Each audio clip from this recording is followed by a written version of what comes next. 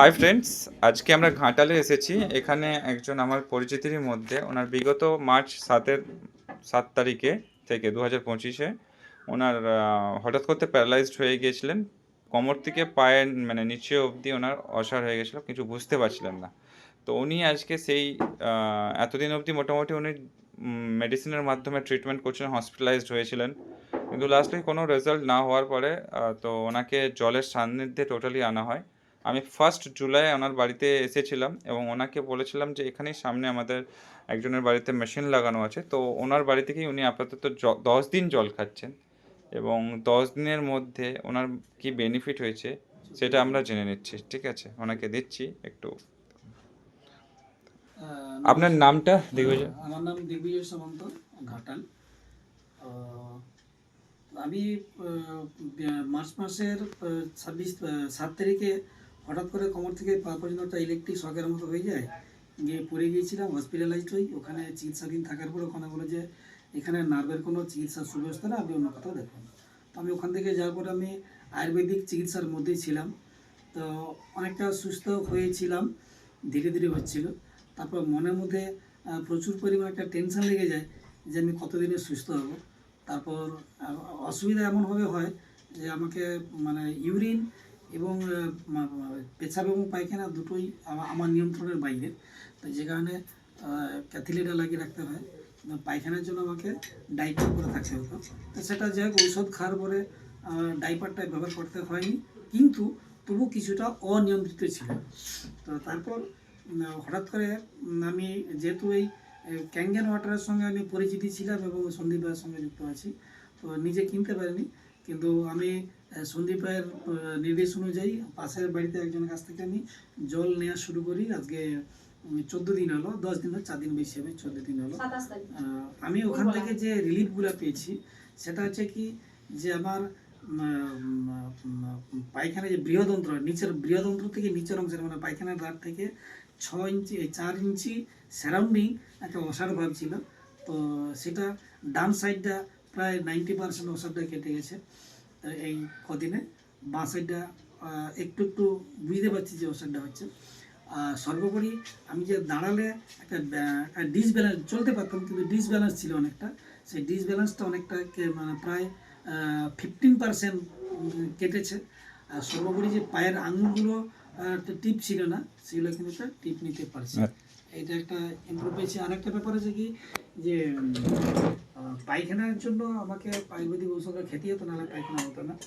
তো তারপরে এই জলটা খাওয়ার পরে এবং পুরো টোটালি জল খাওয়ার নিয়ম অনুযায়ী যা যা আমাকে পথ্য ব্যবহার করতে হবে, অর্থাৎ সকাল থেকে এমটি স্টোমাক বিকেল 4টা পর্যন্ত। তারপর বিকেল 4টার পর আমাকে খেতে হবে বিট, গাজর এবং হচ্ছে কুমড়ো টমেটো জুস, সেটা আমি খাচ্ছি। সাথে সাথে তারপর হালকা ফল খাওয়া।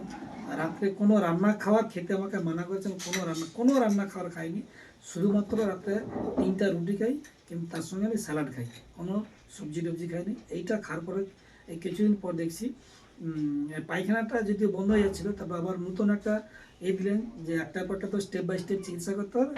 তো আমাকে 4 দিন হলো ওই তেঁতুল জলের সঙ্গে ওইটার সঙ্গে 11.5 জলটা খেতে বলছিল, সেটা খেতে খেতে দেখছি পায়খানাটা ধীরে ধীরে স্বাভাবিক হওয়া শুরু করেছে।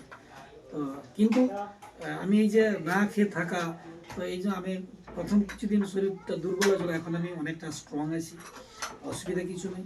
পায়খানা ধীরে ধীরে ইমপ্রুভ হচ্ছে, আর মনে হচ্ছে যে আমি খুব তাড়াতাড়ি সুস্থ হয়ে যাব। আপনি একটু চলে দেখান তো। হ্যাঁ, আমি তো স্বাভাবিক, আমি এই যে হাঁটছি, মনে কিছু করবে না, গামছা পরে আছি, চলাটা অনেকটা আমি সোজা হতে পারতাম না। তো দিদি একটু আসবেন, আপনি ভেতরে আসুন। তো দিদি, আপনি কেমন মানে মনে হচ্ছে যে সত্যি কতটা উপকার হয়েছে এই জিনিসটায়? আমি তো বলবো মানে আমি যা উপকার পেয়েছি সেটা মানে একটা মিরাক্কেলের মতো, একদম মিরাক্কেলের মতো। মানে আমি তো মানে সত্যি কথা বলতে একদম আর্থিক দিক থেকে একদম ভেঙে পড়েছিলাম। আমি ভেঙে একদম খান খান হয়ে গেছিলাম, কারণ গত 4 মাস হলো এটা আমি নড়ে যাচ্ছি এই লড়াইটা। ঠিক।